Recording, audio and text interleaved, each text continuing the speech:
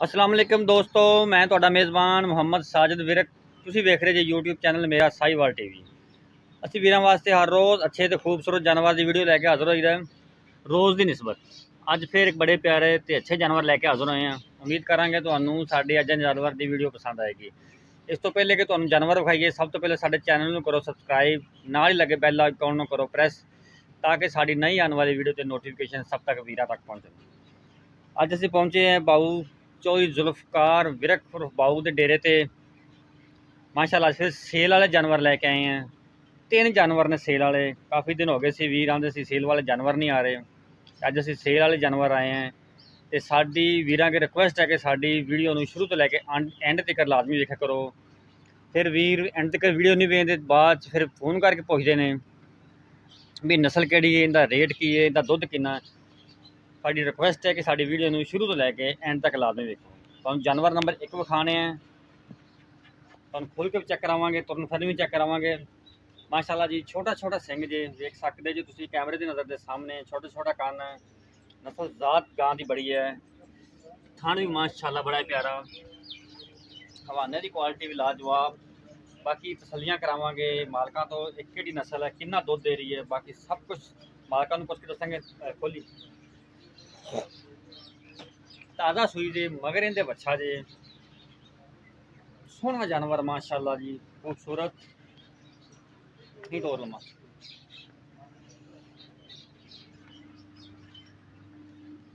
मोड़ मोड़ ले मोड़ ले। ये जानवर नंबर 1 जे, मगर इनके बच्चा जे। बाकी दुध का पुछांगे मालकां तो बंदे नूं। ये जानवर नंबर 2 जे, सिरों मोनी जे, माशाल्लाह रंग बड़ा प्यारा, जानवर का कद बड़ा है माशाल्लाह, लाम बड़ी। खोलो भी वो भी खोल के चेक करवाने वीरां नूं कराउणियां तसल्लियां, लेने देने हर रोज़ की तरह नसीब। साडी कोशिश हुंदी है कि वीरां नूं तसल्लियां करवा दईए। काला शाह थन माशाल्लाह, हवाने की क्वालिटी भी लाजवाब। मोड़ लिया पिछे इंदी भी बच्चा जी, बच्चा ही ना पिछे इंदे आ बच्चा जी चोलस्तानी माशाल्लाह जी। थन बड़ा प्यारा लगा है जी, काला शाह थन लाजवाब, हवाने की क्वालिटी पूरी, जानवर बड़ा प्यारा माशाल्लाह। ये जानवर नंबर 2 जी। हुण जानवर नंबर 3 तुहानूं विखाणे आ। रेट इहदे आपां करांगे एंड ते, तिन्हां जानवरां दे रेट एंड ते होणगे।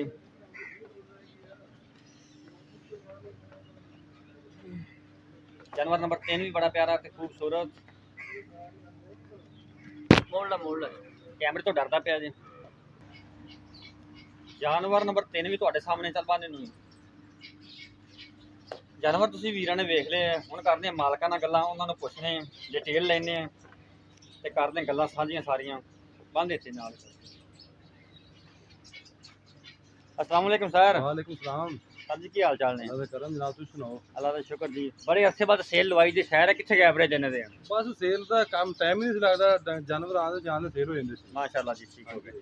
ते जेह्ड़े अपने 3 जानवर सेल वाले ने, पहले नंबर वाला जानवर किहड़ी नस्ल दा अपना? पहले जर्सी नस्ल दी। जर्सी नस्ल दी। दुध किन्ना इंदा जी? जर्सी ते हल्का है, चोलस्तानी दे क्रॉस है। जर्सी 14 साल दा क्रॉस। दुध किन्ना हाज़र मौके? तीसरा दिन सूई नूं है। ठीक हो गई। तीसरा हाज़र दिन मौके 12 लीटर दूध है। हाज़र मौके ते 12 लीटर दुध है। 3 दिन सूई नहीं हो गई है। दसो जी प्यार में बता ला मोल। दूसरा वार है।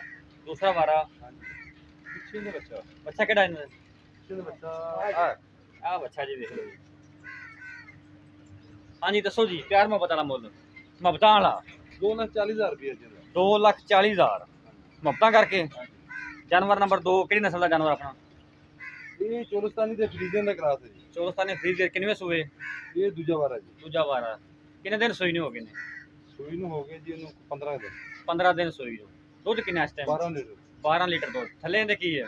अच्छा। ओ अच्छा जी, ठीक हो गया। प्यार में बता ला मोल दसो जिंदा भी।